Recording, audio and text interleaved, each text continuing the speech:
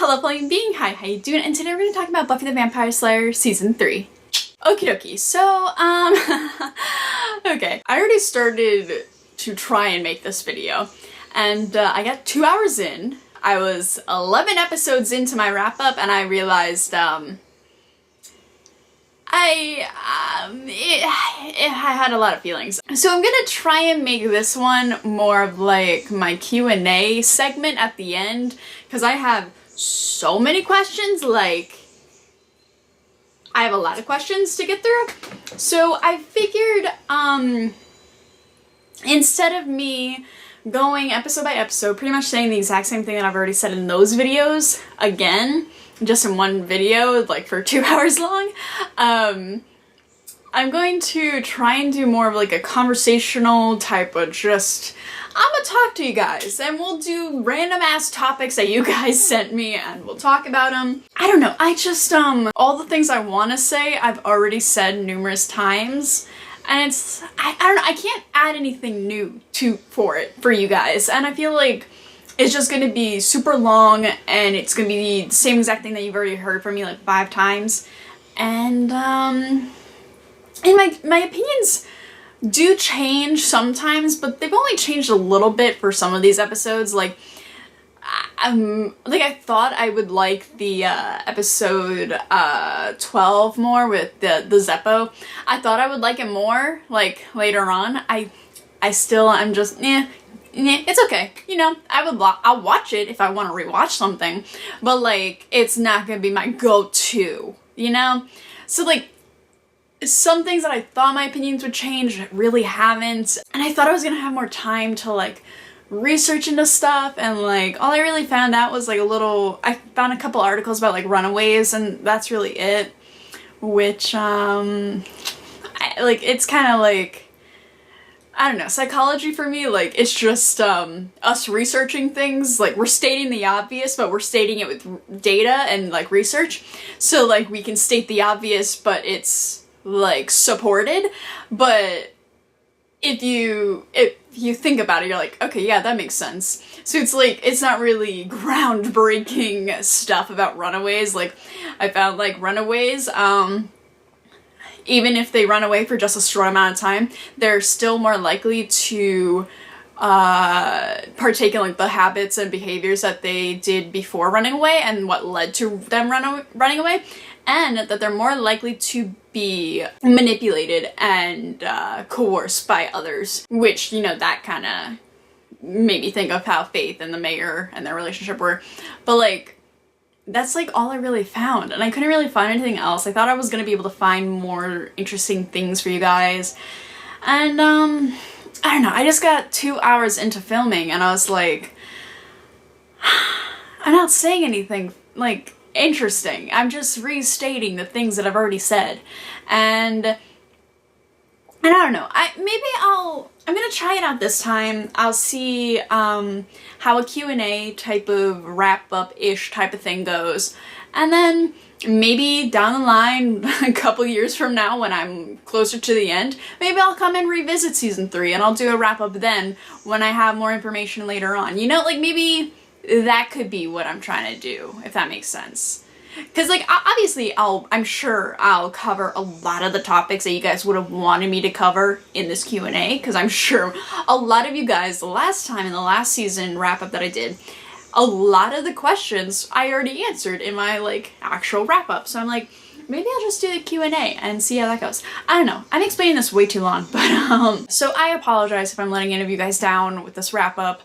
I just I know for a fact it would have taken me a couple more days, and I know for a fact it wouldn't have been something I was proud of to like show you, and I never want to half-ass anything for you guys, because this week has been a lot for me, so I'm sorry. And honestly, to be honest, I just want to get this video done so that I can get it out to you guys, and you guys can know my thoughts and feelings, and so I can finally start season 4 and season 1 of Angel. Like, I want to watch that. So, yeah. So yeah, I keep talking about this Q&A. These questions are from my very, very, very awesome patrons over on Patreon. They submitted it last week. I got a whole lot. I got, I think over 100 questions submitted. And one of my patrons, Cole, was very kind enough to comb through everything, make sure there aren't any spoilers, and then he also like organized them for me into like little subcategories. So thank you, Cole. You a real one. So yeah, lots of rambling for this beginning. I'm sure it's gonna continue on this entire video, so it might be. But yeah, let's just get on with this video. So I got a lot of questions about ranking and stuff so far, so let's do this. So Henry said rank the 3 big bads so far. So we've had the Master, Angelus, and the Mayor.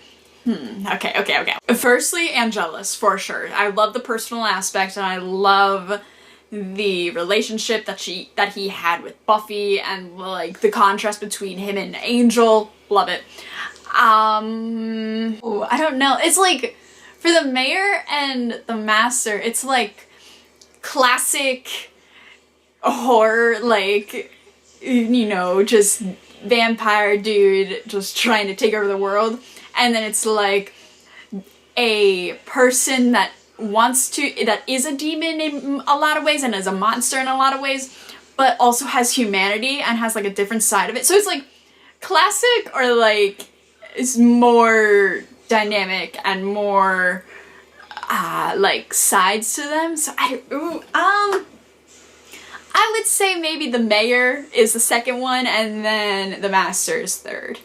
Like, I love the Master. I love him so much. I just don't think he's as developed, I guess, as the Mayor and the Mayor's story, especially with how the Mayor interacts with Faith and how Faith is interacting with Buffy, obviously. So yeah, that's my rating. Melissa and Aria also had a similar question, and then Henry also asked, where would Buffy rank among your personal pantheon of shows 3 seasons in? So like, just for 3 seasons.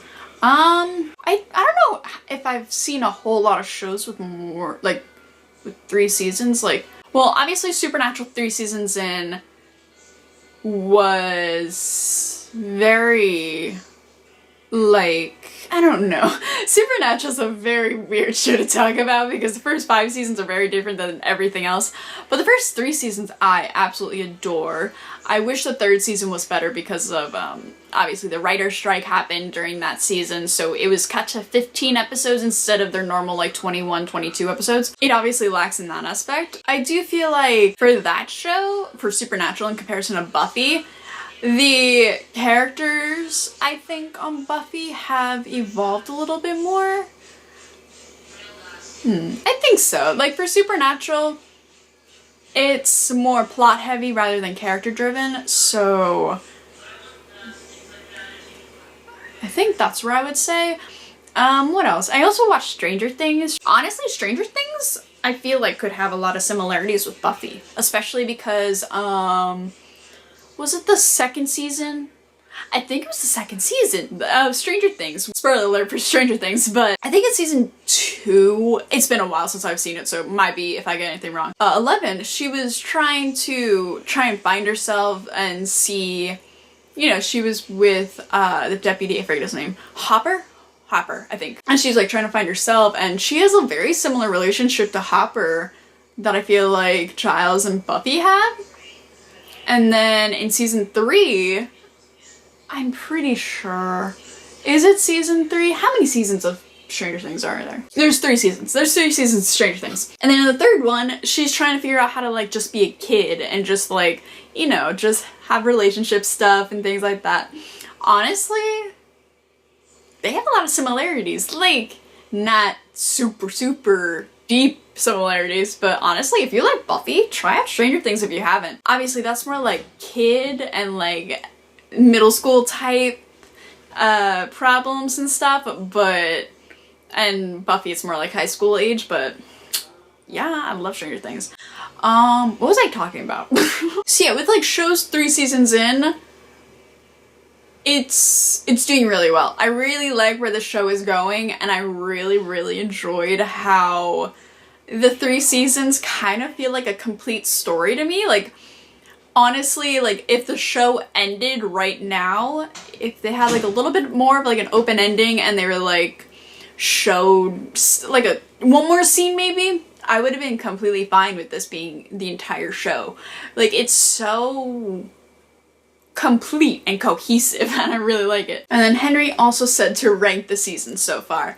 So I think I would rate them, or, So it's kind of a toss-up, because season 2 was very well done. I really enjoyed the change of Buffy's character. I guess it's like, do I like the change of Buffy's character, or do I like more her maturing and trying to figure out what's right thing to do, I guess? Because like in season 2, she was really trying to like understand where she was in this world, and also like her relationship with Angel and Angelus, and it was a whole lot. And then season 3, she went from, you know, Anne, a runaway, to then Buffy, who has a system that, like a social support system, and friends and family that love her. And I don't know, I feel like I'm more inclined to say season 2, since it was more personal and it had Angelus. It wasn't like a super huge thing like the mayor. Like the mayor, we had to like get help, and like, you know, we had the entire class help fight against the the mayor. With season 2, yes, obviously Angelus was trying to take over the world, but it was mainly just Buffy and Angelus fighting. And I enjoyed that. And I also really enjoy Spike and Drusilla. I wish we got more Spike and Drusilla this season, in season 3. Like what? We got Spike 1 episode and we're like, that's it? Dude, come on, bring him back. Like, where is he going? Just bring him back. I miss him, honestly. And I know he's coming back because I've seen him in like one picture in like a scene that I have not seen yet. So I'm like, I know there's at least one more scene. There's one more scene with him. But yeah, so I think I would rank season 2, season 3, season 1. I think that's how I would rank them. Keaton White asks, what is your favorite episode of this entire season thus far? Oh god, that's gonna be a hard one. Out of the entire series so far, I want to say episode 7 of season 1, Angel, because it seems so, like, I don't know, I feel nostalgic like thinking about it because of season 1. I love it. Like for me, because I didn't know that Angel was a vampire until that episode, I was shook. I was like, what the fuck? What? And like at the time we got like master stuff, and we got like more information about like Angel and his past, and we got to see Darla and all of that, and I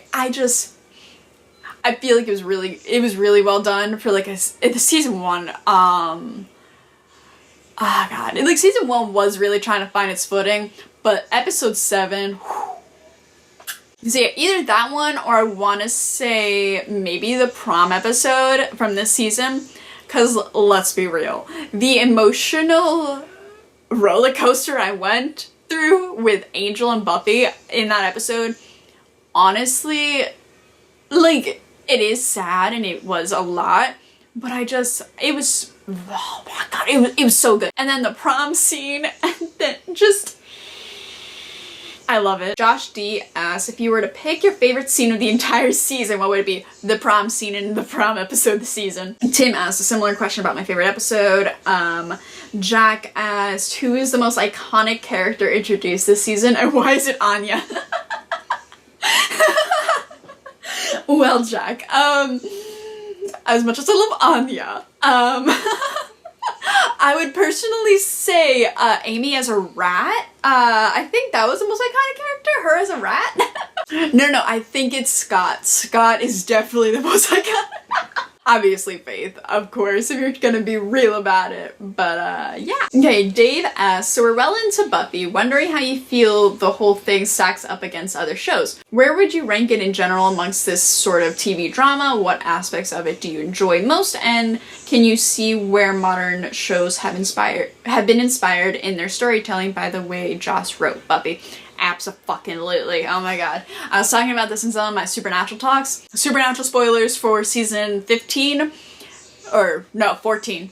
Was it 15? Who the fuck knows? They're all the same season basically near the end. Listen, the Angel Curse is the same fucking thing as the deal the Empty made with Cass. The Empty was like, Cass, if you're happy, I'm gonna snatch your ass up and kill you. Angel, if he's happy, his soul is gonna be snatched up. How? What the?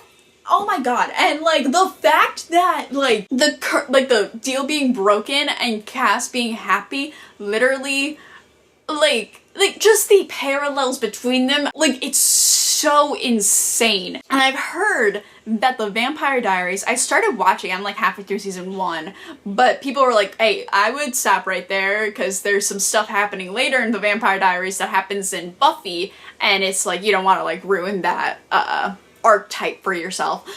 So like apparently a bunch of plot threads in the Vampire Diaries happens in Buffy, so I'm excited to see that, to be honest. But like even just obviously with the Monster of the Week type of things, Buffy I think does it a lot better than Supernatural. Supernatural did do it pretty well the first couple seasons, because their point of view was like, oh, let's make a monster movie each week, not let's create a cohesive story and continue it on just having monsters in the middle of it as like metaphors and things to propel the story forward. It was more like little segments, disjointed, if that makes sense. But yeah, I don't really watch a whole lot of TV anymore. Like I watch Netflix shows mainly, like I was talking about with Stranger Things, but even Stranger Things, I feel like they must have been influenced by Buffy.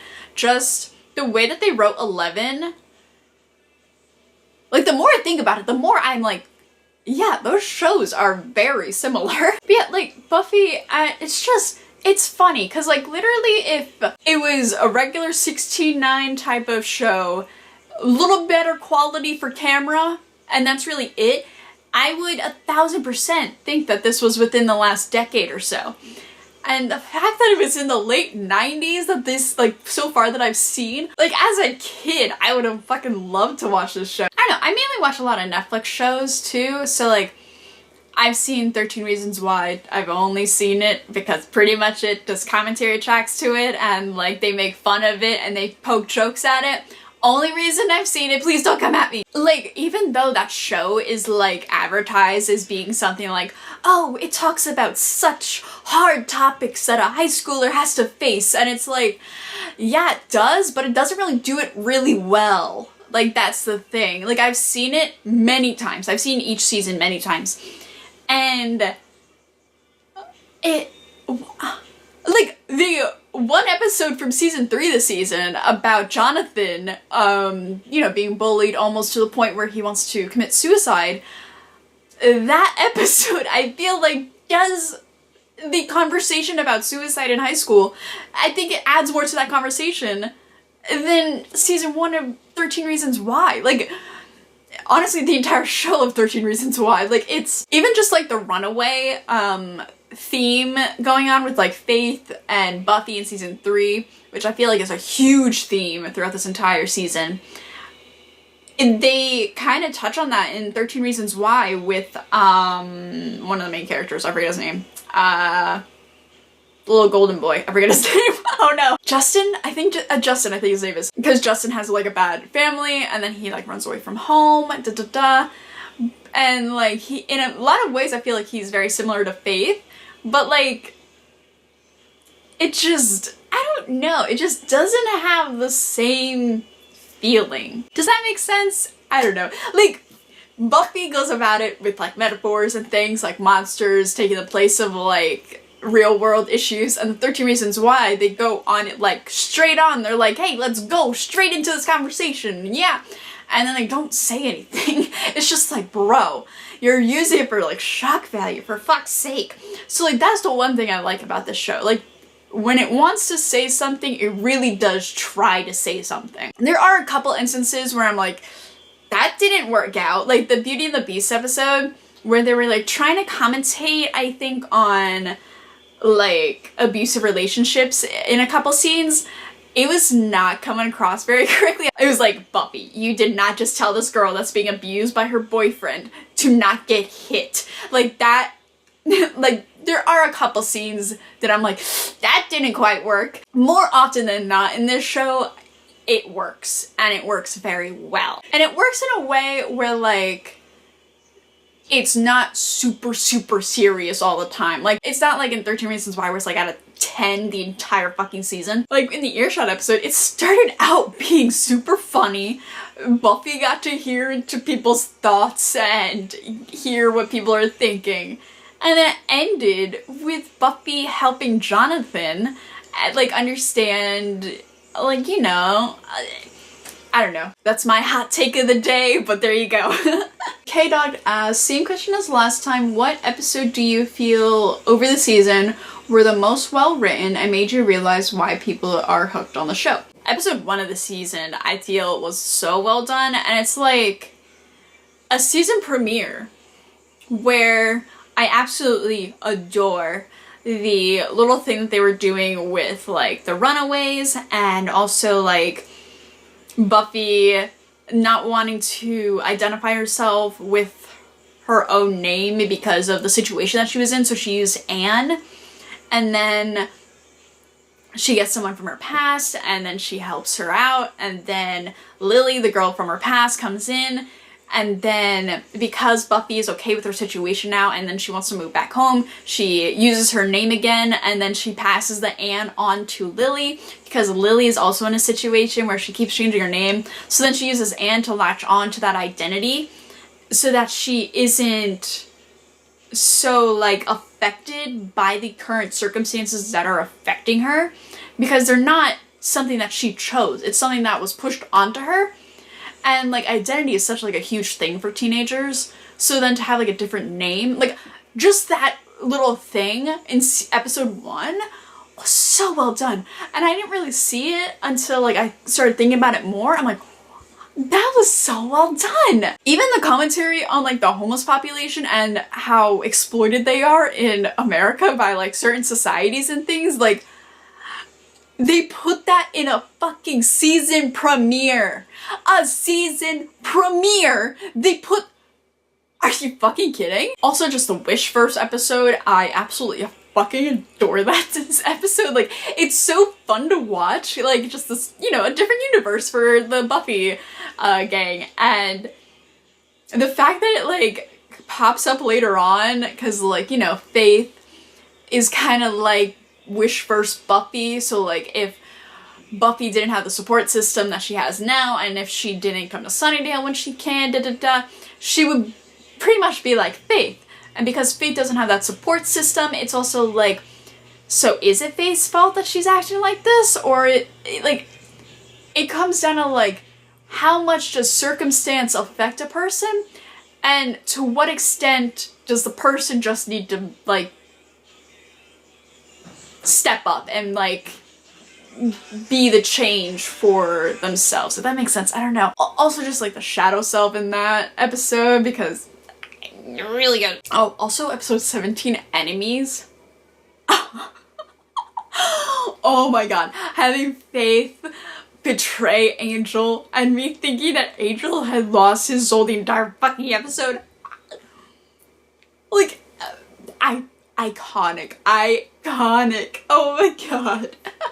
Even in, what episode? In Lover's Walk near the end, when, you know, Oz and, Cordelia finally find out about Willow and Xander, and then Cordelia gets, you know, I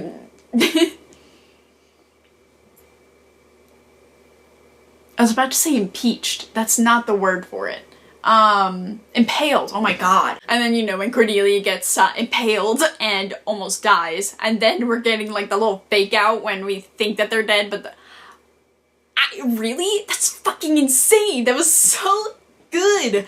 And so, it was executed so nicely. Steve asked, which character do you think had the best arc this season? I would say Faith, definitely. Like, not the best in terms of, you know, good and bad, but the way that she goes from like a slayer that, you know, she was just picked, and then she comes to Sunnydale, you know, she finds some friends, she's, you know, hopefully she's trying to find her like place in it, and then you know, psych, she gets, you know, betrayed, and then she goes to the mayor. And just the, like, transition from, like, trying to do good to, like, knowingly doing bad. Love it. Who is / was your favorite reoccurring character that isn't in the Scooby Gang up to this point? Characters like Larry, Harmony, Jonathan, etc. That was asked by Patrick and Dunn. Definitely Larry. I absolutely love Larry. And no, whatever you guys say, he did not die in the finale. Stop telling me that. So yeah, I love Larry. I love Jonathan. Jonathan is like, honestly, I didn't know what they were gonna do with him. I thought it was just gonna be a little gag every time that we see him. But the fact that he came back into earshot and like, he actually had like a huge part in that episode, oh my god, I absolutely adore it. It's so good. And like, I wasn't expecting it. I was expecting it to be just a little joke, you know, this poor kid getting bullied by everyone. But no, like all of these little things had a consequence and had an effect on someone. Oh, so good. And then Larry, oh, I just love Larry so much. Like, he's just such a chill dude. And the fact like he's so like confident with himself now and his like identity. Oh, love this man. I love him. Yeah, any other ones? Snyder was pretty fun. I loved seeing him. A couple people said that after Principal Flutie died, they were planning on having each principal die in like a funny death each time. But I guess Snyder was just really good and they kept him.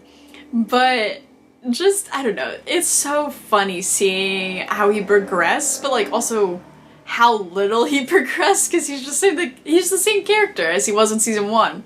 You know, just wanting the best for the school, you know, hating kids. I don't know. I'm gonna miss him. I'm gonna really miss him. Oh, Spike and Drusilla. I absolutely love them. I really hope they're gonna be coming back for like a bigger role next season, or at least sometime in the next couple seasons. I also loved Percy. Gracie.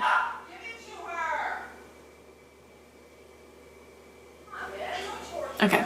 I also really loved Percy, the guy that Willow was like tutoring.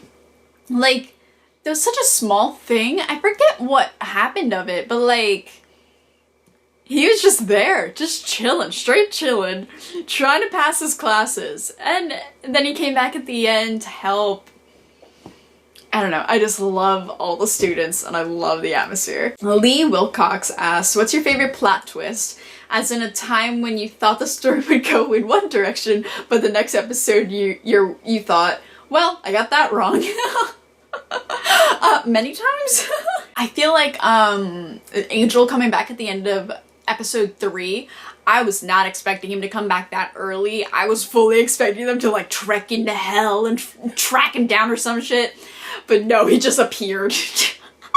I was also so adamant that Willow was gonna have a valedictorian speech. I'm still so mad that they didn't give it to her. It was such a good opportunity. I would have loved it, but whatever. I also thought Wesley was gonna fucking die in like the first episode he was in. I was like, this dude ain't lasting. And then he lasted till the finale. And I think he might continue on until the next season. That, I wasn't expecting that shit. And then Marcy asked, did you like Becoming Part 2 or Graduation Part 2 better? And how about Becoming Part 1 versus Graduation Day Part 1? For Part 1, absolutely Becoming Part 1. Because I love the flashbacks, I love it so much. And then like, so Graduation Day Becoming Part 2, it's like, both of them are so good in their own ways. Like, Graduation Day, if I want a cohesive and happy ending, I'm gonna watch that. If I want to cry my fucking eyes out, I'm gonna watch Becoming Part 2. So I guess that's where it comes down to. I still really like Graduation Day Part 2. I feel like it is the most perfect finale I've ever seen in my life. But Becoming Part 2 is so well done, and like the poetic nature of it. Like the fact that Buffy still has to kill someone that she loves, but now they have a soul, so it's not even them anymore. It's you know, it's the person that she loves. It's not the evil alter ego that he has. Just well done. Absolutely love it. Marcy asks, what do you think is the scariest one-off villain this season, and who is your favorite? I'm just realizing we didn't have a whole lot of like one-off villains. Or at least not like really scary ones. That's interesting. I didn't even realize that until I started thinking about it. I don't know, maybe the chocolate and band candy? That was certainly a scary villain. So yeah, in terms of scariest, I'm not really sure because we didn't really have a whole lot. But my favorite? Honey, Mr. Trick. Oh my god, Mr. Trick was so underutilized. I would have loved to see a couple more episodes with him, or at least one more, like with him fully in it. Oh my god, Mr. Trick, I miss you. Oh, it was so...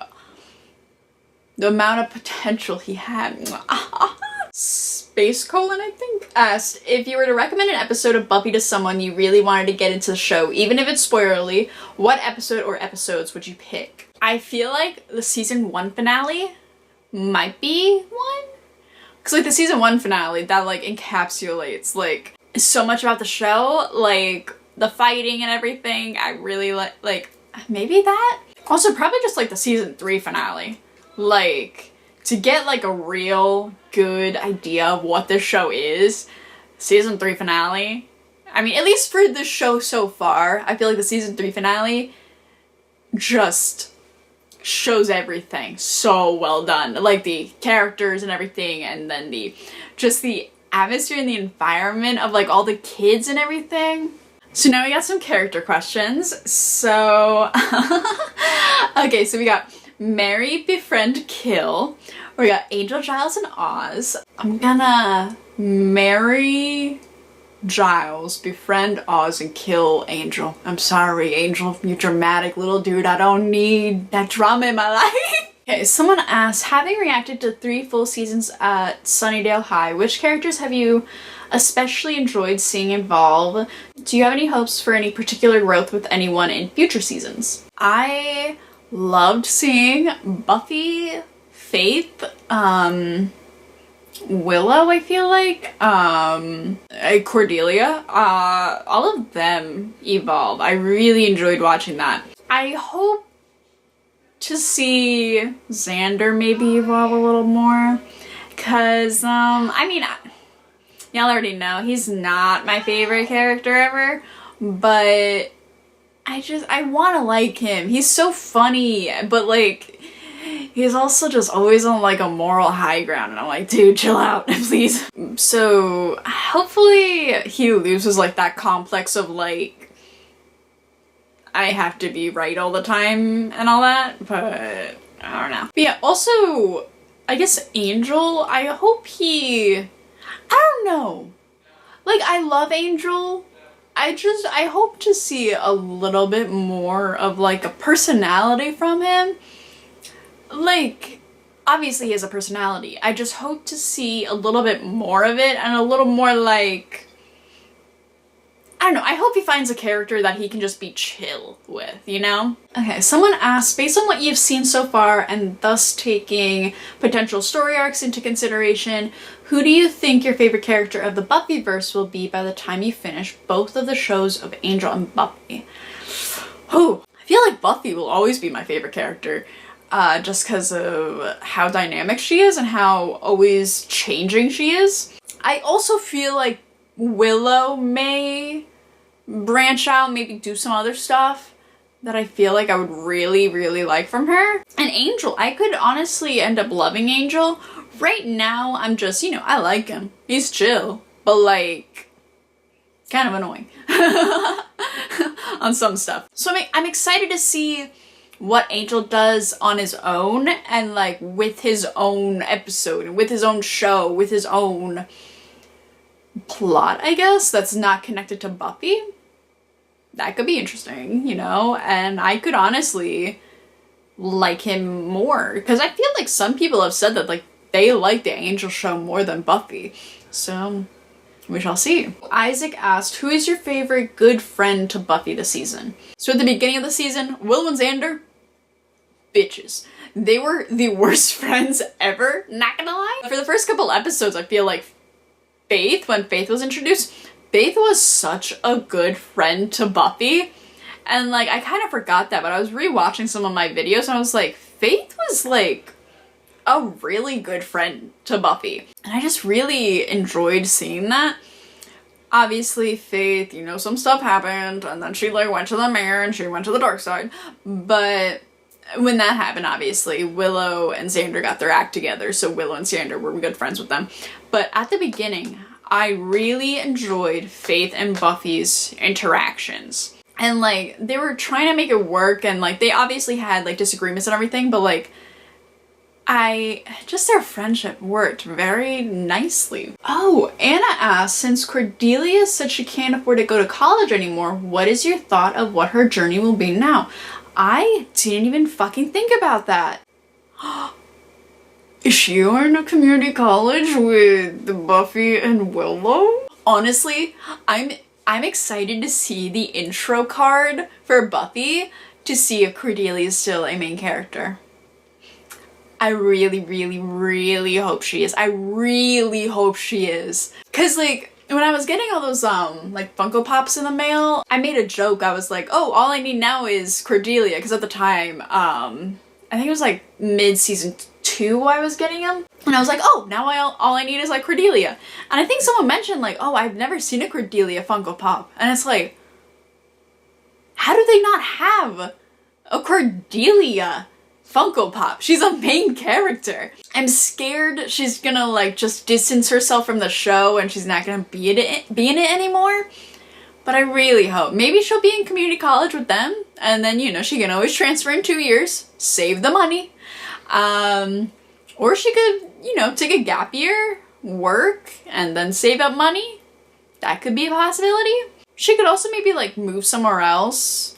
You know, that's probably a little less expensive, you know. I don't know how expensive California is. I know California is expensive, but I don't know how expensive a town on the mouth of hell is, you know? I'm sure property value has decreased in that area because of it. Lee asked, from all the characters introduced this season, who do you think will have or has had the biggest influence on the show? Just from this season introduced, Faith. Definitely. Because I was just thinking about it the other day. I said in my finale review, I was like, oh, we're gonna see another Slayer, right? But she's in a coma. So technically she's not dead. So I don't think a Slayer is gonna be appointed until she's fully dead. So watch them pull some shit like she's still alive a couple episodes in, and they're like, well, shit, we still have 2 Slayers, technically. So yeah, I'm wondering about that, but nonetheless, Faith has had such a huge impact on the show. I don't know, just the way that like she changed Buffy, like Buffy has changed so much this season, and it's so cool to see. Oh, Marin asks, is there a character whose mind you wish Buffy read but didn't in earshot? Did she read the mayor's mind? That would have been fun. Did she read Faith's mind? That would have been fun. Ooh. And I also would have liked to actually hear Angel's mind. Obviously, we all know now, like, she can't, but I would have loved to hear the nonsense going on in his little 2-cell brain. Dawn asked, what do you think is Angel's main purpose this season? Why did the writers bring him back beyond setting him up for his own show? Do you think it was effective? I think bringing back Angel was a good decision to make. It kind of had to deal with, you know, like the guilt of like having to kill someone, and also the guilt of like Buffy because she had to kill him and then she gets to see him again, but also how does she bring him back because him as Angelus killed some people. So like, does she just be like, hey Giles, here's this guy that killed your, you know, the girl that you loved. So there's a lot of dynamics that Angel brought with him that I enjoyed. Also just like the fact that like a lot of people have said that Faith is like Buffy's shadow self, and it's like Faith is all of these things that Buffy has repressed or like shoved down, and Faith is like the accumulation of all that. With Angel, Angelus is kind of like his shadow self, where it's just all these things that like he would never want to be, or like things that he's repressed. So to bring him back, it's kind of a cool parallel between them. I do wish they kind of laid off with the whole Buffy and Angel thing, because it felt a little bit repetitive at times. It was funny, it was entertaining, it was just a whole lot of seeing Buffy and Angel break up for like the 50th time. But yeah, I didn't really think about it, but like, I don't know what else he really did. Valkyrie asked, are you also in love with Faith despite the threat of her killing you like most of us, or are you sane? I am definitely in love with Faith. I love her so much. But if I see her on the street, I'd be walking in the other way. Let's just put it that way. Charlie Wu asked, do you wonder how Faith would have turned out if the gang would have helped her more? She was left alone in a tiny motel. I think Joyce or Giles could have let her move in. Honestly, absolutely. Like I was saying, the wish for Buffy is basically Faith because she doesn't have any support. And Faith, I feel like if she just had a little bit of support, and if Buffy kind of embraced the whole like, oh, we're Slayer, like, you know, it's kind of like we're sisters basically. How about you come on in, you know, you can... Maybe that would have been a little weird, but, you know, have her move in with Joyce. Because near the beginning, I'm sure Buffy, she was still trying to find out herself. She was still trying to get into the swing of things with coming back to school after she ran away. And then I have this other Slayer getting all the, you know, attention. And it's like, well, okay, I came back and now no one cares. So I feel like that would have been bad for Buffy. But I feel like Giles too. Giles could have been like, you know, since I'm your watcher now, you can, you know, at least sleep on my couch or something. But I did like how for Christmas she did go to Joyce's house and like she spent the Christmas there.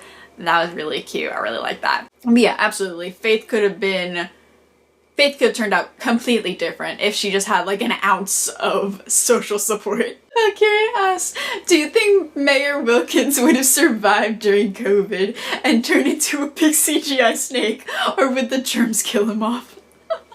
Honestly, if the Ascension had happened this year, the mayor would have called it off. He was like, nope, not with COVID, fuck this shit. Thomas asked, it's easy to be sympathetic towards Faith, but she's done a lot of bad. What are your feelings towards her?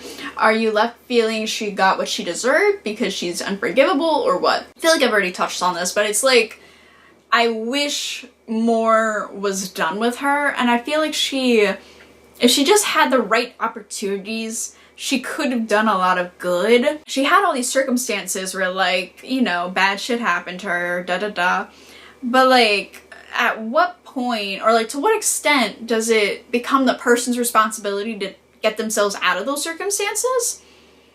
And, like I already said, like, if she had social support, I'm sure she would have been a lot better off. But also, like, social support only does so much. Like, it has to be the person to also help themselves out of it. You know, not to blame Faith. Obviously, I'm not blaming Faith for, you know, her horrible childhood and how she had to run away from home. But there are choices that need to be made in order for you to try and be better. That makes sense. It's kind of sad. I do wish some better stuff happened, but, you know, by being with the mayor and doing all that stuff, it's kind of like, that's kind of the ending that was meant to be. Danny asked, during the course of season 3, we saw Buffy and Faith interact quite a lot, and there's a bit of sexual undertones of the relationship. Since this aired, Joss has acknowledged that aspect of the relationship, which was mostly unintentional on the part of the writers. What are your thoughts on the Buffy/Faith relationship, its sexual undertones, and just in general how gay characters have been portrayed so far? So, well, as for gay characters, I'm pretty sure Larry is the only gay character that we've seen. Is that correct? Or, well, kind of Vampire Willow-ish, but I think that's really it. But for the sexual undertones and all that, I feel like it's mainly up to the actors, because like that kind of stuff happened on Supernatural where like the actors themselves kind of played into it a little bit more, and it wasn't the writing specifically. So I feel like some people have said Faith's actress, she kind of played into it a little bit more. Personally, like I've already said, I feel like Faith might be going through that do I want to be her, do I want to be with her type of idea in her mind and like problem that she has to face. And also, I never thought about this, but like because Faith, she doesn't have like a proper father figure or mother figure. That's kind of interesting because, or well, that's one thing I'm curious about, what her parents are like, or like, was her mother there the entire time, or did she die when Faith was a baby? Because she did mention that her mother's dead. I don't think she's mentioned anything about her dad. So her dad could be in the picture, or I don't know. But I was reading some articles that father figures actually help build relationship types and relationship development in children. So like when you're a child, you get to see your parents and you get to see them interact, and it's kind of like when you're growing up, you're building this idea of what a relationship is, what being married is like, and for like the first decade of your life, you only have your parents as a like reference point. So you're like, oh, that's what marriage is like. Oh, that's what being in a relationship is like. So I wonder if maybe like her dad was like abusive towards her mom or something, or maybe it wasn't a good relationship. Maybe they were divorced, maybe they were separated, and Faith just never got that reference of what a healthy relationship is. So then to be put into these life or death situations with Buffy, it's kind of like having all these emotions together, and you're like, what do I call it? Is it romantic? Is it like friendship? What is it? Because also, like I mentioned, I think I mentioned this before, your brain is kind of dumb in some ways. So like your physical qualities. So like, let's say you're watching a horror movie and then you get to the end, you know, scary monster, da da da. Your heart's beating really fast because you're scared. Obviously, that's a response to the stimulus of a horror movie. Let's say you're on a first date. Your heart's beating really fast because you're really scared, you're anxious, you know, you want to be, you know, have a good first impression on them, you really like them. And so your body has over time come to the realization that heart beating really fast could mean you really like someone. You know, you're around a person a lot, da da da. So like if you're around a person and your heart's beating really fast, you could like relate that heartbeat to the person that you're with. So you're like, oh, do I like this person? Because my heart's beating really fast, and, you know, conditioning over my entire life has told me when I'm nervous and when I'm anxious around a person, that could mean I really like them. There have been studies where like if you take a date to like the movies and you watch a horror movie, they're more likely to like you after that because they relate that, obviously a raised heartbeat from the horror movie, they relate it to you because they don't really know where that heartbeat's coming from. So they're like, well, obviously I like this person because my heartbeat's telling me that. That was really, really long-winded and hard to understand. I'm so sorry, guys. So relating it back to Faith, goodness. With Faith being around Buffy, you know, fighting vampires, da da da, you know, obviously, you know, exercise and getting your heart rate up. You're next to this other person that you might find attractive, so you're like, oh, do I like this person because my heart rate is up? So like, for Faith, I feel like there's so many things that could push her to perhaps like Buffy in a more romantic sense. I personally see it. I think it might be a thing. I don't think Buffy has the same thoughts about her. Just because I feel like Buffy isn't... I don't know. I don't see Buffy as being one to like really question her sexuality in that way. But I could be wrong. But, yeah, that was a long answer, goodness. Patrick asked, do you believe the mayor's affection for Faith was real, or was it just manipulating her half the season to have the Slayer power on her side? I thought it was manipulating the entire time until like the last 2 episodes, and I was like,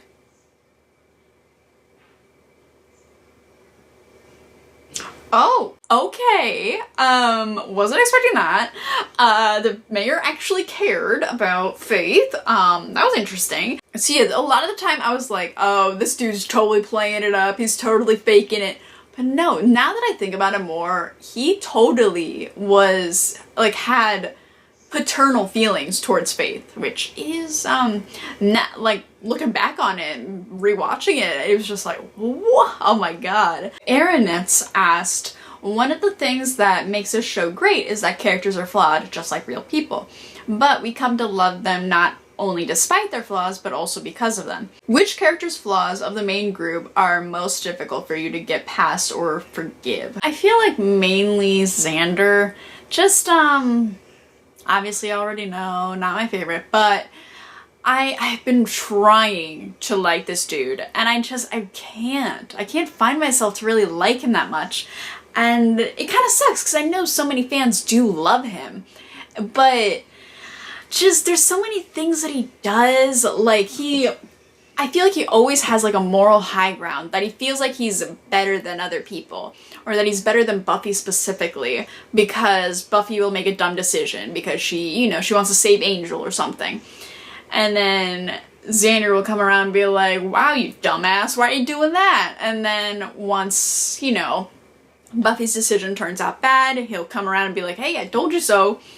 And it kind of annoys me. But if, like, you know, he has a bad decision or he makes a horrible decision, it's like a different circumstance. And it's like, okay, but if someone else did the same exact thing, you would be on their ass, but it's because it's you, you're gonna be a little more chill. So yeah, like even with, I forget which episode, but, when Xander finds out about Buffy and Angel, he goes right on over to Giles, and they find they bamboozle Buffy, and they're like, hey, we know about you and Angel, you didn't tell us. It's just like, I feel like he was more occupied with being right and being in the right, rather than trying to help the situation, which he could have, you know, gone to Buffy, or tried to figure it out with Buffy herself, not going to Giles immediately and having the entire gang, you know, show up on Buffy and be like, hey, what the hell? Especially because, yeah. It's dinner time. What are we having? I don't know. Okay, I'm back from quesadilla night. Let's get back into these questions. Okay, Mark Zima asks, what would you like to see Buffy choose for a major? Okay. I don't really see her as going the STEM route, because I'm pretty sure she didn't have like she's smart, but I don't think she'd be able to put in the amount of work for a STEM major. Not saying STEM is like the hardest major, but I just don't really see her going STEM route. Maybe a history major? Maybe like a specific historical period, like a Greek studies or something like that. I don't really see her being an English major or anything, but I also don't really see her in really any humanities type of thing. What is she planning on doing? I don't know. Obviously I'm psychology, so I'm a little biased, but psychology I think would be fun for her. I could honestly, I take it back with STEM. I could honestly see her doing biology, maybe. That could be a thing that I see her doing. Yeah, I'm curious to see what she actually does. I wonder if, like, at Sunnydale they're gonna create, like, a different major for her. Or, like, if she's gonna go, like, a classic route with, like, biology or something. Cricket Cat from Sweden asked, what do you think about Bengal now that Angel got his own show? Are they over? And if Buffy had to date another character that has been introduced already, who would it be? So, yes, I do think Bengal is over. Buffy and Angel, they're like 1 foot in the grave. It's done.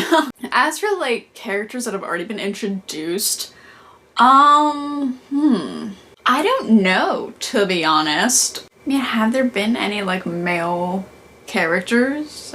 Like maybe like Percy or something? Like maybe like a side character that's like been mentioned kind of?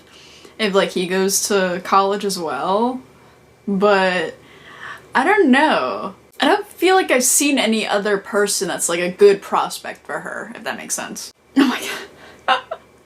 Makiri asked, on a scale from Destiel to throwing the first brick at Stonewall, how homoerotic is the tension between Buffy and Faith?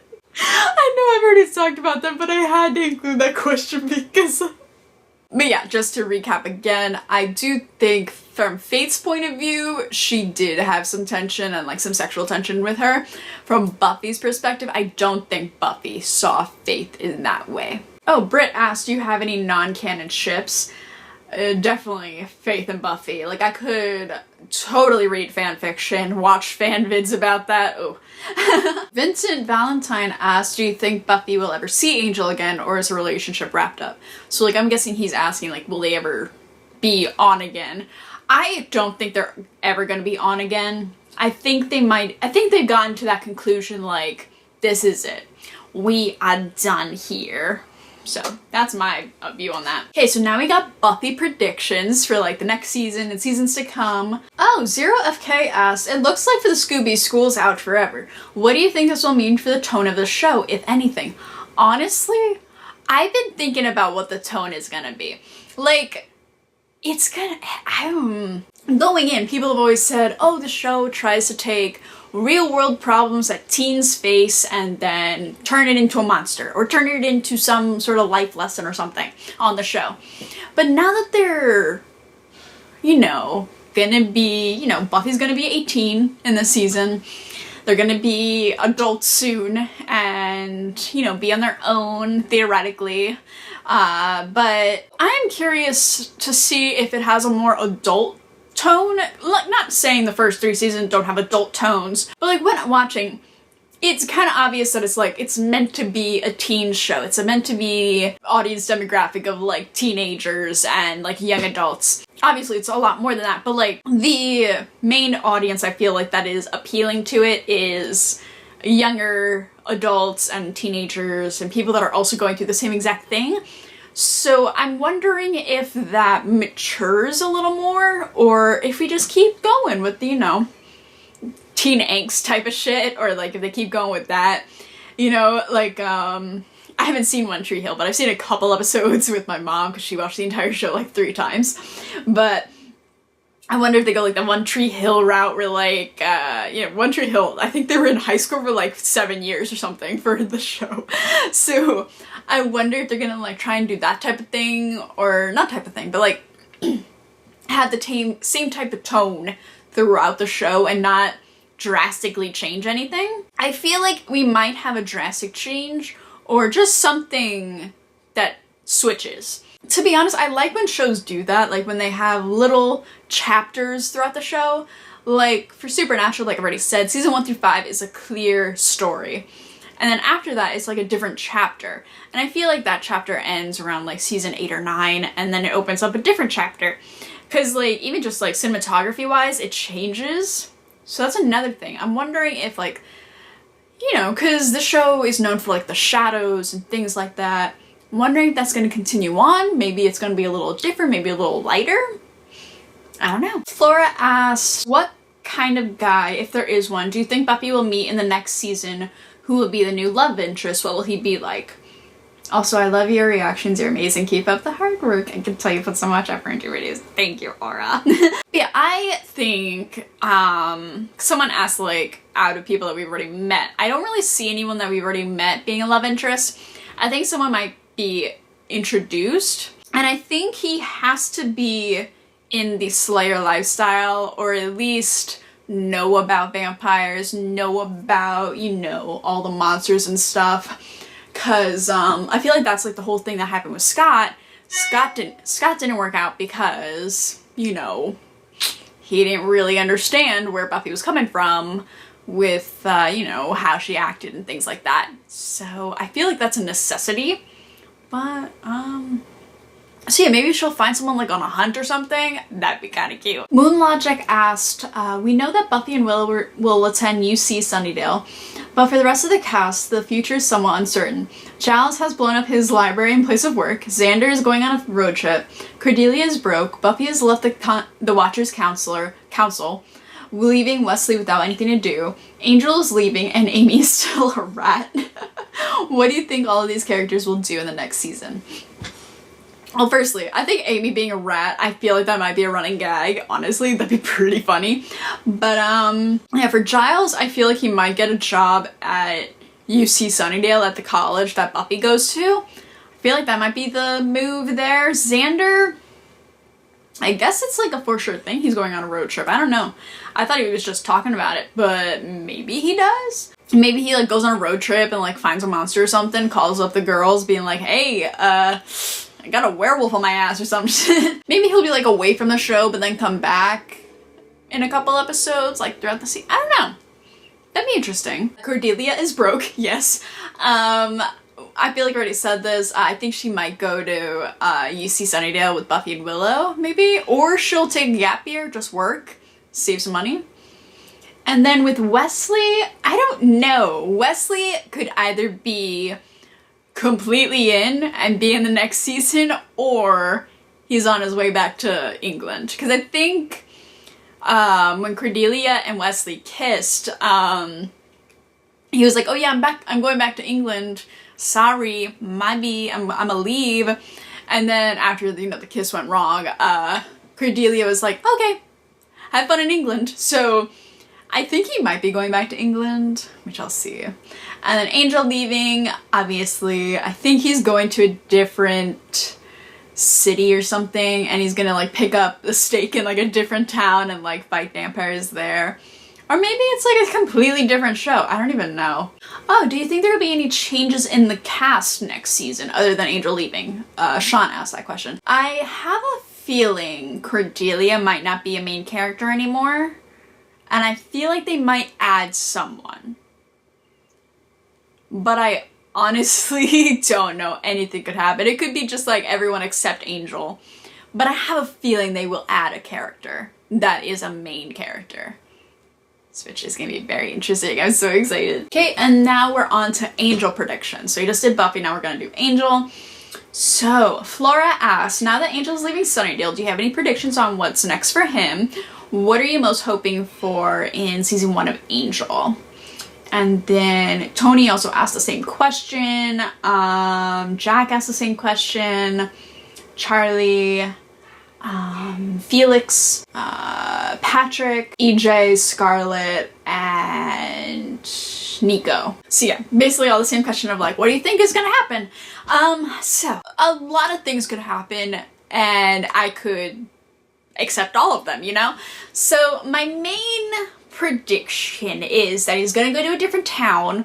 He's gonna start fighting some vamps or start killing some monsters. And then he's gonna like find other people to join in, and then he's gonna have like a little gang of people, and yeah, maybe he'll find other vampires that are like kind of like him, not like him, but like vampires that like don't want to kill humans or like that want to kill worse vampires. I could also see like maybe Angel goes to a different city, like finds a job or something, like trying to be on the DL, and then someone he works with or someone he knows, they suddenly get killed or something and then he has to be on the case. Or maybe like that's his entire thing, like he has a job and then like at night or something. Or wait, no, he's a vampire. What is he gonna do? He can't be working like, you know, by day. He can't be anything because he's a vampire. He can't be out into the day. I mean, either way, he could have like a night shift on something and like be working there. That could be fun. Or maybe like it's gonna be more lore based and a lot more like mythological, and like it could be like on an underground type of thing, seeing other vampires, seeing other demons, seeing other things. Like maybe he'll like go to hell or some shit, do that type of stuff. Lots to think about with Angel. And honestly, I'm just trying to like, you know, I'm coming up with all these predictions because, you know, you guys asked me, but I haven't really thought a whole lot about it. And I'm just excited to see what the fuck happens. Okay, and then we got some like season 3 / miscellaneous questions about like the show in general. So, not a people person asked, do you think that the finale of season 3 had the same emotional impact as the finale of season 2? Yes, in some ways, no in others. So I feel like I've already mentioned this, but season 3, it was like so cohesive and so like closed-ended. It was so good, so wrapped up in a little pretty bow and like, you know, place, like that was it.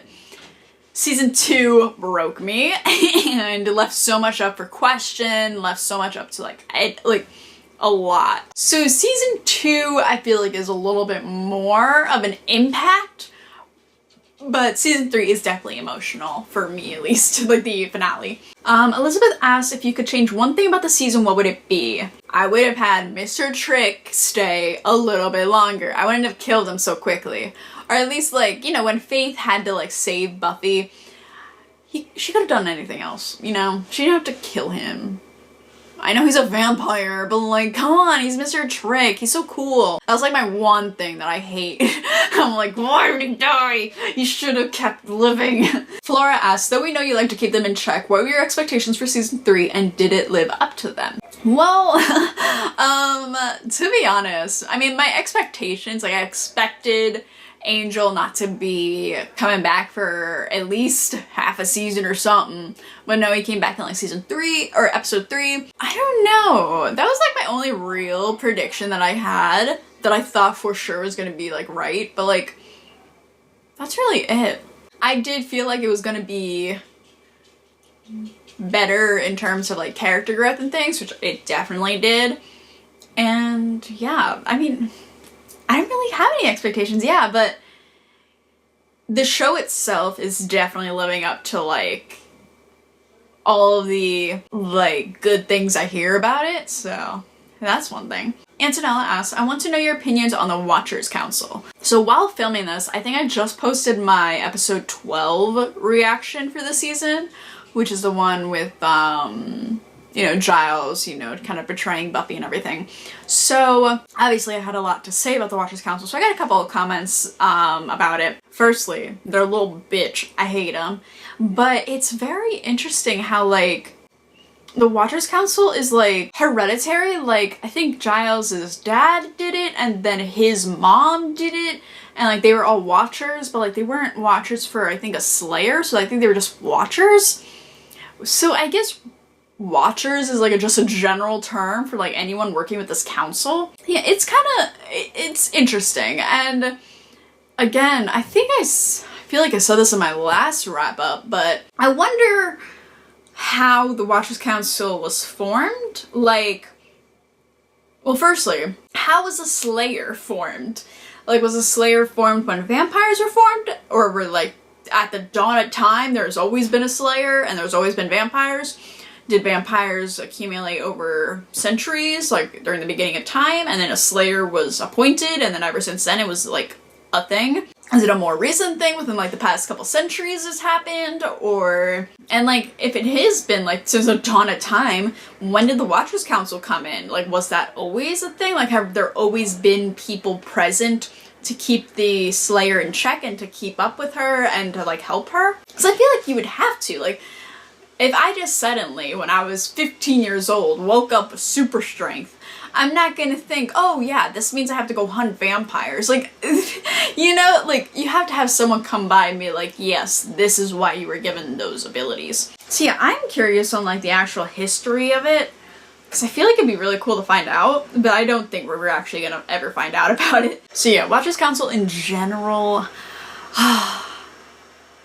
it's intriguing to me, and I'm interested in what they do. Obviously, I don't like what they do because they're a little annoying, but it's interesting, especially this season, because you got to find out how they like having control over the Slayer. They have a whole ritual that, like, on the 17th birthday, they try and put her to a test and basically try to kill her so that, you know, once she dies, another one will come that's 15, you know, doesn't know what the fuck is going on, and then they can control them. So, like, they don't want the Slayer to think for themselves. I don't know, just very, very interesting. And I'm wondering if Giles still is in contact with them, or are there, like, no contact at all between them because, you know, Giles basically betrayed the council. Yeah, excited to see if Wesley, again, is coming back next season and if the council is still a thing. Joshua asks, as someone from the UK, US high school is something that I've only experienced through media. How well do you think the show captured that high school experience? And could you identify with the themes of growing up with that sort of environment? Abso-fucking-lutely. Oh my god, this show, more than others, more than some that like the entire show is based in high school, this show gets it, to be honest. The kind of atmosphere between all the kids and like how, yeah, some of us hate each other, but like we all go to school 5 days out of the week and we're all together, so we all like, you know, kind of just chill. Like, especially in like the prom episode when they were at the prom and they all like came together to like give her that medal, and then like when they were like going over things, they were like, yeah, some stuff is kind of weird, and someone shouts out like Snyder, and like everyone starts laughing, and it's like, that's such a high school thing. Like even the band candy episode, you know, selling stuff so that the arts can have money to do things. Yeah, that's a very relatable thing. So yeah, for me, someone that was born in 1998, went to high school 2013 through 2017, definitely something that was very relatable for me. Hunting Swan has said, you've expressed an interest in who writes an episode before, which is pretty great for Buffy since the writers were almost as big as the actors in the fandom. Season 3 establishes the major players, and I'm wondering if you see any patterns or particular strengths amongst the following writers: Joss Whedon, Marty Noxon, Jane Epsonson, David Fury, and Douglas Patry. I tried to like remember which ones were which, but honestly, they all kind of meshed together in my brain because like it's such a cohesive story. Like it's not like Supernatural where like every episode feels tonally different and feels like a different representation of all the characters, if that makes sense. Because on that show, when certain writers write for an episode, I'm like, yes, Buck Lemming, yay, I can't wait for this episode. But then I get like, you know, Meredith Glenn episode or a David Perez episode, I'm like, yes. Because a lot for Supernatural, a lot of them started writing for the show after like season 6, season 8, season 9, and then they just joined. So like their interpretation is a lot different than Buck Lemming or someone else that's been there since season 1. So yeah, I really like how cohesive all of these writers are and how like connected it all seems. And a lot of times none of the characters do anything where I'm like, what the fuck was that writer thinking? Because that happened a lot in Supernatural where like if something, like let's say Dean did something dumb, or he like sacrificed himself for someone, and I was like, what the fuck? Why would he do that? My first instinct would be like, why did the writer write that? That was so dumb. It wouldn't be like, oh, I wonder why Dean did that. It's not, I'm not connecting to the characters, I'm connecting to the writers, if that makes sense. For this, I always connect to the characters, because I feel like the characters are so well developed that I know them by now, and like none of the stuff that they're doing seems out of character a lot of the time. Yeah, that's just my point of view. Now for like more miscellaneous questions about like the entire show in general. Ross asks, I asked you about the score after season 2. Sorry, but I have to ask your thoughts again. Christoph Beck definitely stepped it up this season. Abso-fucking-lutely. Oh my god. The score this season, I cannot get enough of it. It was so good. It was so well done. Like some of the score, like it wouldn't even process in my brain because like sound is one of those things. I used to do sound and drama, so like I know this very well. Like sound is something that you don't want anyone to comment on because you want it to be so seamless and so good that you don't even have to comment on it. As someone that's been in theater, lighting is something that people usually comment on because you can see it and it's visual, But if anyone comments on sound, it's almost always, oh, the sound was shit. So I like pointing out sound every once in a while because this show does it so well, and it is so good. Sound is one of those things that doesn't get enough credit. Oh, it's so good. I don't know. It's so refreshing to have something different each episode and have something like new and it is fitting to the scene. Because if you've seen Supernatural,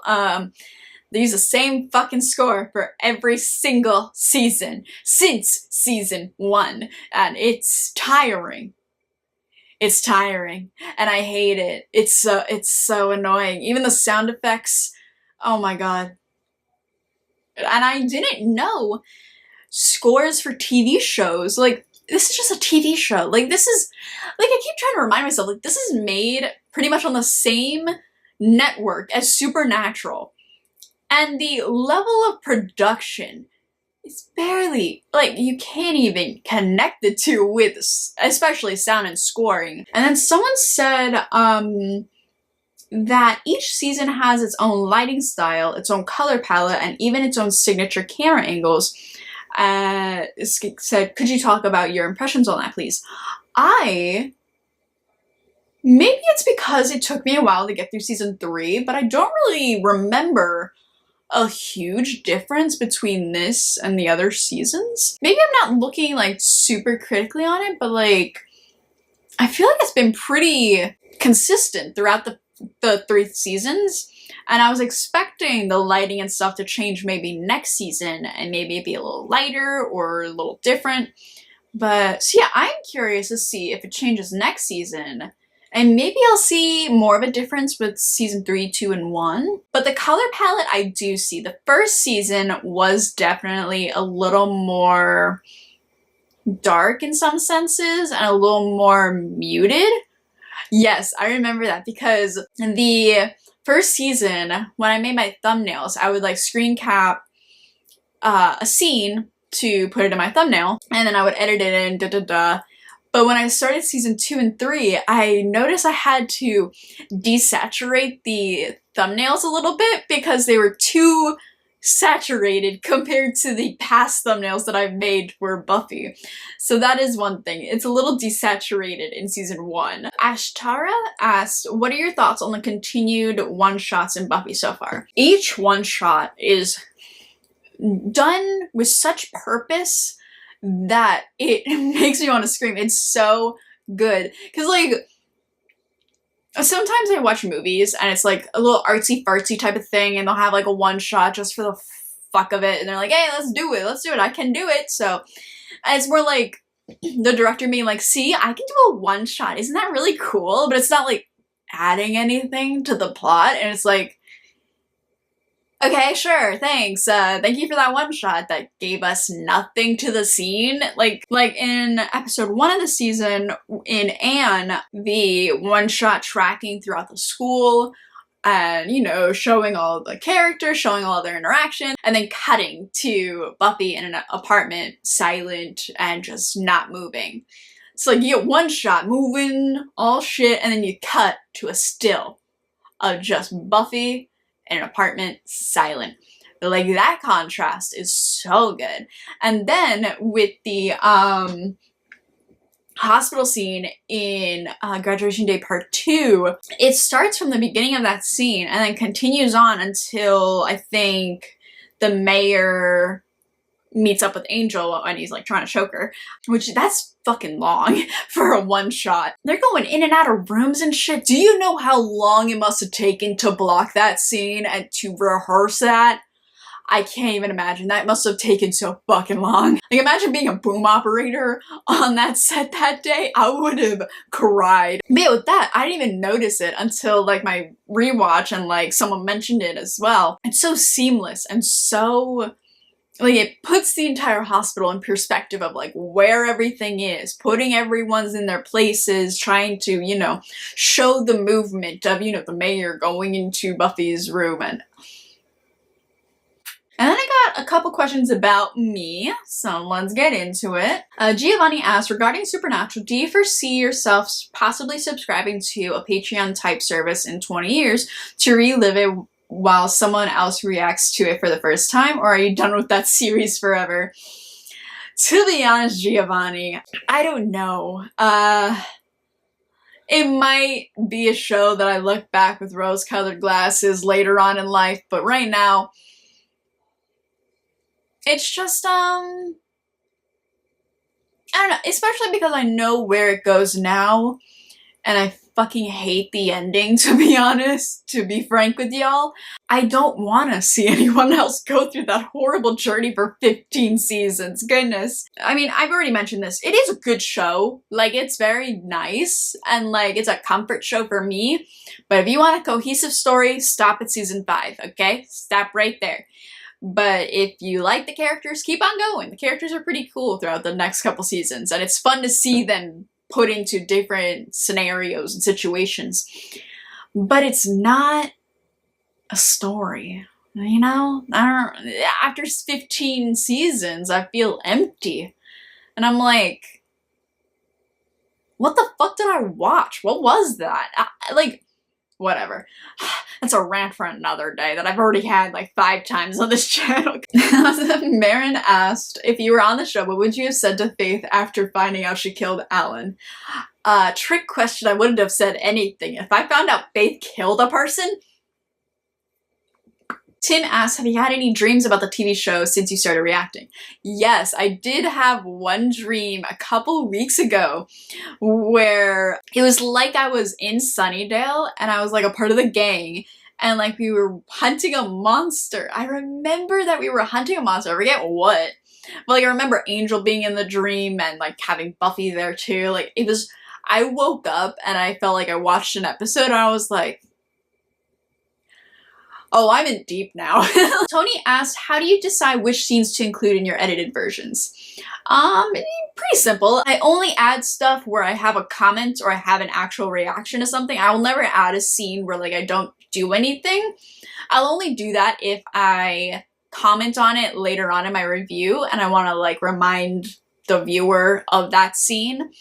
But that's really it. It's like I already know you guys have seen these episodes, so it's not like I'm trying to retell the entire story in like 10 minutes. So yeah, I just add in scenes that I can make jokes about or scenes that I can make a little meme about. I also do that. But anything where I talk or I actually have a comment or reaction, those are the only times that I really add them into my reactions. Someone asked, what do your friends and family think about you being an internet celebrity? I wouldn't go as far to say I'm an internet celebrity, but it is kind of funny how like on a super niche part of the internet of like Buffy the Vampire Slayer reactors, I do have a pretty decent following. But like in reference to all other YouTubers ever, I'm not that huge. I have barely 10,000 subscribers and I'm on the verge of 10,000 right now and I'm like losing my shit. I can't even fathom having that many. Obviously my friends and family think it's very cool and they like it.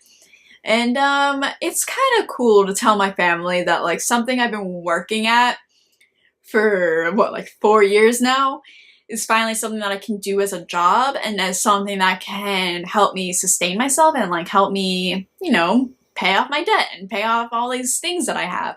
So yeah. Jesse asked, would you rather be a slayer or a hunter? 1,000% a hunter. Slayer's like, that's a 24/7 type of job. Hunters too, but like I'd rather be a hunter. Like just on the DL, just kill little vamps, kill little werewolves here and there, and then you know, be outie. Mike asked, are you still able to stay spoiler-free? Does someone moderate the Patreon comments to prevent that? And also, have you changed your mind and come to the right decision on the Zeppo being one of the best episodes? First of all, for the Zeppo, I'm sorry, my guy. I'm still kind of, okay, yeah, it's an episode. But yeah, spoilers for Patreon comments. They don't have a moderator system on Patreon. So one of my, mods on my Discord, after a couple hours of me posting something, she'll go read the comments, come back and be like, hey, you're all good to go, and then I'll go read them. And then usually it's pretty good, and if anyone ever comments something spoilery or like mildly spoilery or something like that, I'll get a bunch of like replies to that comment. They'll be like, hey, can you like edit it, da da da. And if I see those replies, I usually see those replies before I read the comment. So then, you know, then I don't read the comment if I see those. But yeah, just spoilers. I started to stay off Instagram a lot more, mainly for my mental health because Instagram is a lot. Yeah, I'm staying off a lot of social media. Like, I'm not on Instagram anymore, really.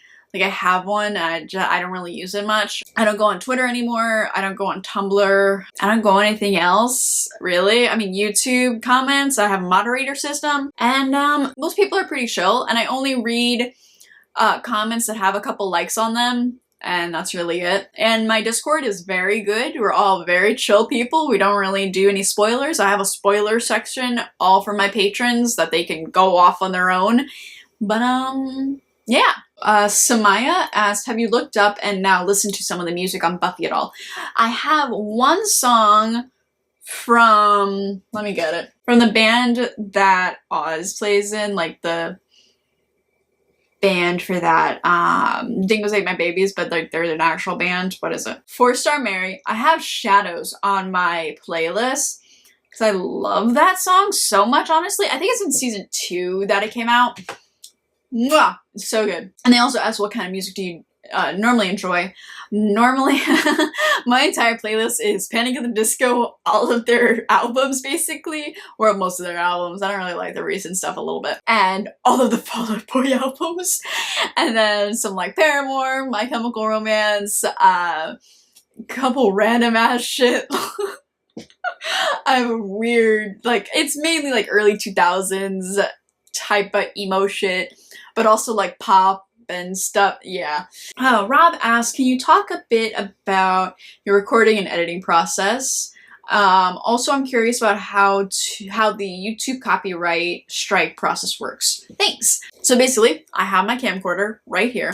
I have my laptop over here next to me, and basically I'll set it up, do my intro, set it up again, and then when I hit record, I like prop it up, and then once I'm about to hit play, I press it so I can sync it up. Then I have a couple people that send me download links, and then I download the episode, put my footage onto Final Cut Pro. That's what I use right now. I'm about to switch to a Windows, so I'm not going to be using Final Cut Pro anymore, but I have been using it for like 6 years now. So if you have an Apple, definitely recommend it. Very good. Pretty easy to figure it out. So yeah, I put my footage onto Final Cut Pro. I download the episode, put the episode on there. I make it a little smaller, put it in the corner. Then I edit it, and then I use a software called Handbrake that helps me make the file size smaller. So then when I post to OneHub, which is what I use on Patreon when I post my full reactions, I put it on there. So it's a little easier for you guys to stream and also download. But yeah, and then for the copyright system, yeah, it's a little weird. If I post a YouTube video, usually they're pretty cool about it. They'll be like, it's fine, and then I'll be able to post it. But if they copyright me, like one of two things could happen. One, they let me post a video, but I can't monetize it. I can always dispute it, but usually if it's like that, I'll just let them have it. If it's a song or something, I for sure cannot dispute it because you can't really dispute using a song. If it's for an episode, normally I dispute those ones because I just say, I react to it, I provide transformative content, and this is my own content, And then usually it takes them about a month to get back to me. But the other thing that can happen, they can block and also restrict it, meaning that I have to dispute it in order to post it because it's blocked right now. No one can see it besides me. When that happens, I have to dispute it. Usually they never get back to me in time, so after 48 hours, YouTube will release the blocking if I have disputed it, and I can be able to post it. It's not monetized anymore until they respond to me. But for the monetization, if they don't respond within 30 days, I'm pretty sure, it's automatically in my favor, I think. Like, they release the monetization hold. Which for me, it's not a huge thing because monetization and everything, it's not my main form of income. I get, to be completely transparent with you guys, in a month, over all my videos, in like a month, usually I'll get like $350 in all, and that's like each month. So it's not a whole lot. I mean, it's certainly amazing to have, but if I have a video that like for some reason they get back to me and they refuse to release monetization, sometimes they do, normally they don't, but if for some reason I can't, it's no biggie for me. Someone asked, can you elaborate the difference between watching a show as it airs and watching a show that's 20 years old? How do you engage with the fandom? This is a huge thing, okay? I actually just had this conversation with my Discord, I think a couple days ago, because watching it as it airs is very, very different. Because for me, when I post something, it's like we've all had the same amount of time to think about the episode. So like my opinions and someone else, if they're different, we still have had the same amount of time to think about it. But with a show that's been, you know, as aired 20 years ago, I do feel kind of at a disadvantage because I can't, you know, have that much time to think about an episode. Like some people, you know, they have thought about these episodes for so long, and I feel kind of the same thing with like certain Supernatural episodes. Like I used to hate them, but now I'm like, okay, yeah, they're pretty cool. It's also like I don't want to piss anyone off because, you know, if you've been with a show for that long and then you suddenly see some, you know, punk kid being like, oh yeah, I hated that episode, I would be a little pissed. I'd be like, okay, dude, what do you know? So I also want to be respectful, if that makes sense. Like I don't want to come in headstrong being like, oh yeah, I'm gonna make fun of this show like I did with Supernatural. Because it's like with Supernatural, I grew up with them. I know their shit, and I know what they do. I know how the show works. I know how the fandom works. I know what part of the fandom I'm in. It's just different. Like for Buffy, I don't know, there's different types of fans, you know? Like fans that view the show so drastically different as we do for Supernatural. Like for Supernatural, Winston shippers, they feel like the show is only about Sam and Dean. For Destiel shippers, we think it's a little bit more. We think about it's like the family, about like all the friends that we made along the way, da-da-da. But yeah, it's just such drastic difference between us. And also for the fandom, I got to experience each week, you know, little memes, little dumb jokes that we all had.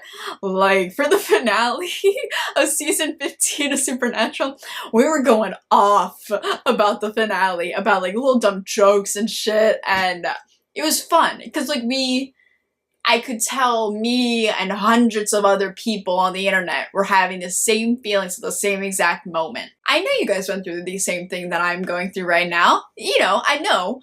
It's just hard because you guys have already gone through it, and I know for a fact I'm gonna make a joke that you've already heard like 50 times, and I'm already gonna make like the same analysis that you already heard like 50 times. And I'm also like trying to find stuff that's unique and trying to find stuff that I can add that you haven't heard 50 times, you know? So yeah, it's very different. And also the memes. I miss the memes so much. I wish I could go on Tumblr and just be like, yeah, let me search up Buffy so I can like have memes and shit. That's the one thing. That's the one thing I miss. And I miss going online after an episode, trying to find the memes, trying to find all that stuff. But alas, on my Discord, some people have like given me some memes, have, you know, given me what I needed, so I applaud you. Thank you. Oh, goodness, okay. I think that's everything. Oh, God, okay. I feel like I've been recording for like 5 hours today, and only like 3 of it is like actually usable footage. But damn, I'm tired.